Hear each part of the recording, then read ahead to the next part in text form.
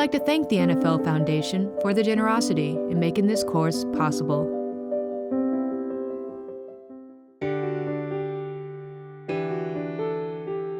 Hello, my name is Dr. Shauna Springer, and I am Senior Director of TAP's Suicide Prevention and Postvention Initiatives. Thank you for taking the time to join us for this course. In another PsychArmor course, titled 15 Things Veterans Want You to Know, we talk about some of the things veterans want non-military providers to understand about them. One of those things is, it's really hard for us to ask for help. Why is that? And how can healthcare providers make asking for help easier for veteran patients? This course will help you support and encourage your veteran patients to seek mental health treatment if they need to. At the end of this course, you should be able to recognize the stigma that exists in military culture about mental health problems and treatment.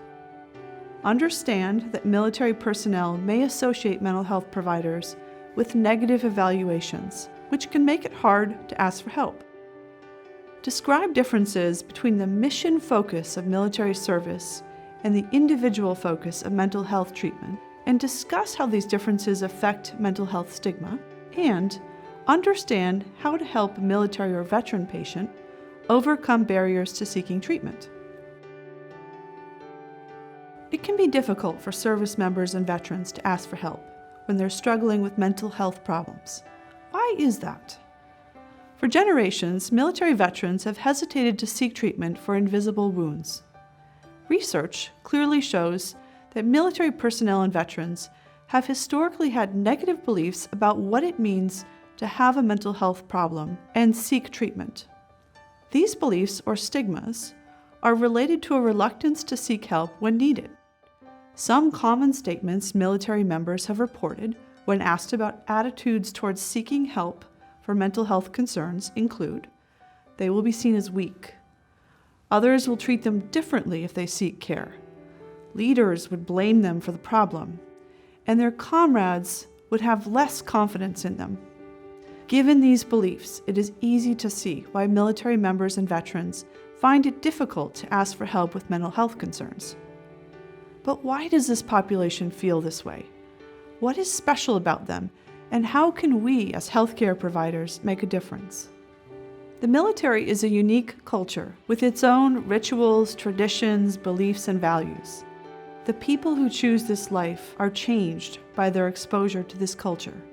In many cases, that change brings new strengths, skills, and confidence. Veterans tend to be adaptive, brave, and fiercely loyal. They also tend to believe that if they suffer invisible wounds, they should be able to take care of themselves. This stigma can largely be traced back to two things. First, veterans' experiences with healthcare providers during their military service, and second, significant differences between the mission-focused values that guide military service and the focus on the individual that characterizes mental health treatment. If you ask most veterans, the events in a military career that are associated with mental health are typically connected to negative experiences, such as psychological and fitness for duty evaluations, and discharge or return from deployment evaluations. For instance, some Marines call mental health providers wizards. This is not a term of endearment. For many of them, experience has led to the expectation that the wizard will make them disappear, literally, from the Marine Corps. Service members don't typically hear about good experiences their comrades may have with mental health providers, so it's easy to understand why their negative perspectives might have formed. Some active duty service members and veterans find the values they embraced while serving in the military conflict with engaging in mental health treatment. Knowing this will help you understand why your veteran patients might be hesitant to seek your help. First, some service members and veterans perceive a team versus individual focus and value system when comparing the two. Team values include a feeling that mission readiness is the priority. Your patient might describe military service as a time when his or her opinion didn't matter much, when performance was continually judged, or even when he or she felt like government property. In the military, the mission comes first, And this is a very important part of the value system. Individuals can feel like they are only a small part of a very larger goal. In mental health treatment, the individual's health is the mission. There is nothing more important. The patient is not being judged, is valued as a person who belongs to no one except him or herself, and whose thoughts, feelings, ideas, and opinions are always important and valuable.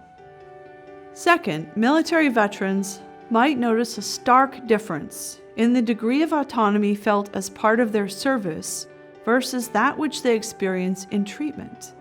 In the military, service members follow orders, which is vital to mission completion, and lives can depend on it. This sentiment can sometimes be applied to their experience with mental health as well, that the larger mission always comes first, and they should suck it up and get back to their jobs. As opposed to following orders, personal choice is paramount in most mental health treatment protocols. Therapy often requires that patients have a great deal of autonomy, that they think flexibly and outside the box. The goal of therapy is often to empower patients to make their own choices about their lives. In doing so, many people are able to see that their work in therapy and their choice to focus on the issues that brought them to treatment can help them live the way they want to. Finally, some veterans describe a difference in the definition of the word strength when they think of their time in the service versus their experiences in therapy. In the military culture, strength is a virtue. In fact, it's not just valued, but expected and required. Military people are taught that their minds are strong enough to conquer pain, physical and emotional, by compartmentalizing. They believe that being strong means dealing with things by themselves, and that asking for help makes them weak. In contrast, in treatment with a mental health professional, patients are guided to understand that they're actually very brave for admitting they need help, and the process of seeking and receiving that help will make them stronger.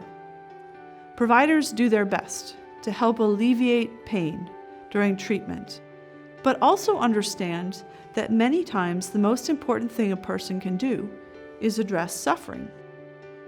The Department of Defense has made attempts to reduce mental health stigma in a number of ways.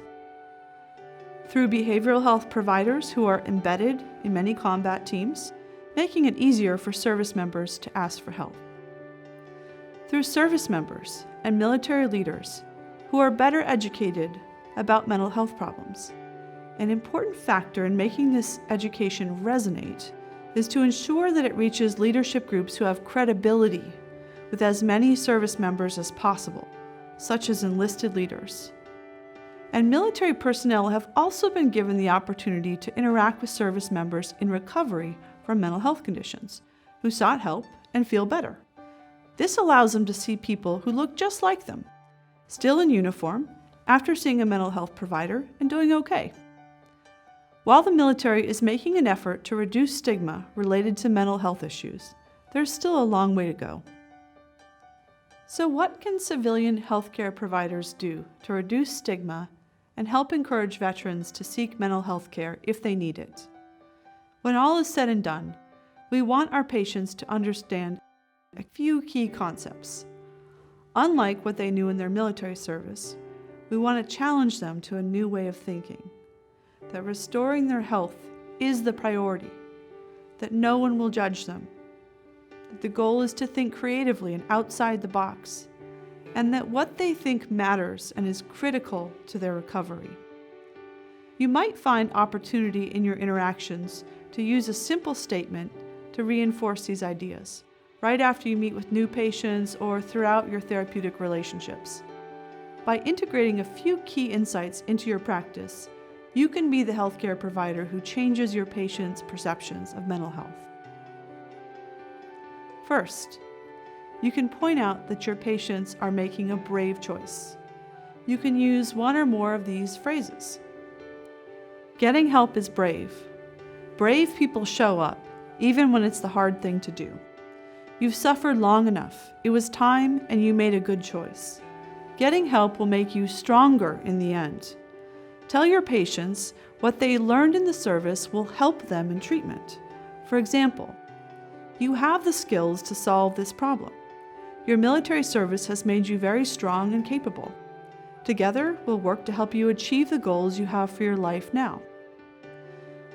Rather than anything you could say, it might be even more impactful to help a new patient come to these realizations on his or her own. A discussion could begin with acknowledging that veterans often have mixed feelings about coming to mental health settings. Many times, veterans tell us they have to convince themselves to come in, or that they never would have come in if a loved one hadn't pushed so hard. You can then ask your patient if he or she identifies with this.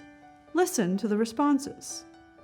When reluctance to come to treatment is openly acknowledged, and veterans are freely invited to discuss their ambivalence, they will usually respond with relief and confirm this to be true. Once it's out in the open, you will be able to address the thoughts and feelings that could be real barriers to engaging in care. To help veterans bridge the cultural divide and meaningfully engage in therapy, you can then help them see how therapy is actually similar in some important ways to some things they're already familiar with in the military. For example, you might say something like, "Being in therapy can actually be similar to what you know from your military service. You might be exposed to things that are difficult. Sometimes this exposure will redefine what you believe your limits are. And therapy is not a solo mission. Just like you worked with others in the military, we'll put our heads together and figure out how to help you overcome the challenges you're facing." In reflecting back on their time in therapy, many veterans have told us that during this process, they developed new capabilities, adapted to challenges in surprising ways, and learned how strong they really are. I hope we will take a journey during which you might learn how strong you really are and what you're really capable of.